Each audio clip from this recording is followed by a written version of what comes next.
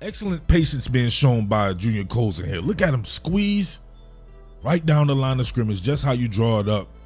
He reads as a Mike linebacker to me. I believe he could also play will. That makes him very valuable in this draft. Look at the shuffle. Oh my God, this is textbook, guys. Anybody playing linebacker out there, watch this guy do it. This was as a true freshman. Shuffle, diagnose, right? Skirt around the block right there. Squeeze it down the line of scrimmage flat. Oh, great job by Michael Barrett in front of him as well. That's how you work in tandem. Seattle should look at both of those guys. Top Billin, Uptown Murf. Top Billin. Yo, top Billin. Your man John Schneider strikes again. John Sniper up there picking up my man Michael Barrett. Did you hear that at the beginning of the video? In my Junior Colson video I did, right, when I remarked that the Seattle Seahawks should definitely go after him, I said that they should also go after his teammate, Michael Barrett. Michael Barrett is somebody whose skill set I know like the back of my hand. I remember this guy when he was in high school, covering him in high school back when I lived in the state of Georgia. He's in somewhere, I forget, I don't know where Valdosta, Georgia is, but he's from way out there in Valdosta, Georgia. And that man was a quarterback. He was a running quarterback. He could absolutely scoot. The dude had some serious wheels. He was breaking off 80, 90-yard runs in the highest classification of Georgia football, which I believe is probably the best in the country. That's nasty. When I saw he was converted to defense and a linebacker at that, I was like, oh, yeah, he's definitely going to make it to the league doing that. May not have made it to the league as a quarterback, but hey, a 7th-round draft pick of the Carolina Panthers, and now he's reunited with his man Mike Macdonald. Obviously, that was from, I went back in 2021 in that Junior Colson video to see how he worked in Mike Macdonald's scheme. And then, of course, knowing that and seeing that with your man Michael Barrett as well, hey, man, it's all relative there. So, hey, it said Barrett spoke glowingly of Macdonald at the NFL Combine here from the Seattle Times, I believe. Smart as hell, man. I feel like he just knows the game. He loves the game. The way he can teach the game, I feel like he's really a big part of what helped our defense change at Michigan when he came in.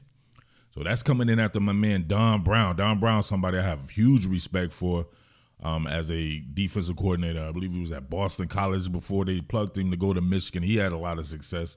Then he ran a little bit of downtimes, and Mike Macdonald did come in and do the damn thing there. And, of course, they carried that on, and that ended up being a national championship defense. He just kind of taught our defense and broke it down into simpler terms for all of us to kind of catch it and play fast.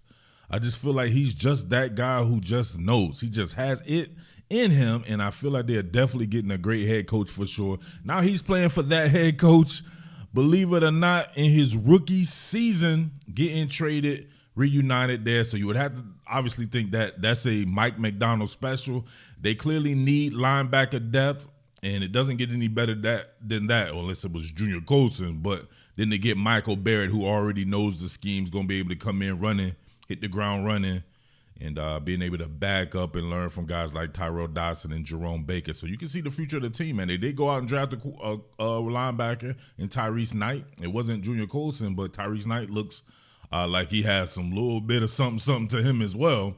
So that could be your future linebacker core right there for Mike Macdonald's scheme. Your man Michael Barrett and Tyrese Knight. But who knows what happens with Baker and Dodson as well. I expect those guys to have really big years. So John Sniper, right? John Sniper does it again. And the 11th hour, I buried the lead. Trading Michael Jackson. Now, Michael Jackson, one of these guys, I said it before, I didn't think Michael Jackson was all that good.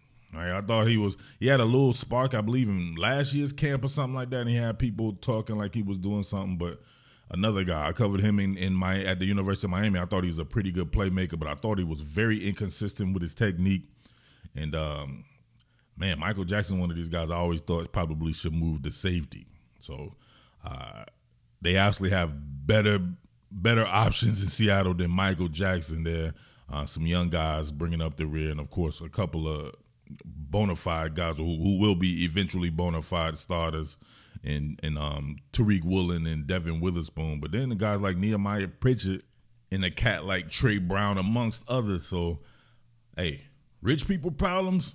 Probably so. Not necessarily at linebacker, but now adding that depth in, Michael Barrett, yeah, definitely, man. So I may have a little bit on Michael Barrett, probably not the college stuff, but maybe going to see how he was faring there. Obviously, he was a 7th-round draft pick. They traded him. Maybe he wasn't going to make the team. You just never know how these things go. But one man's trash is another man's treasure, and that goes both ways. Michael Jackson probably could definitely help out the Carolina Panthers, and of course, Michael Barrett helping out the Seattle Seahawks with his depth. So let me know what you think about that. All right, your boy Jersey Murf. Salute.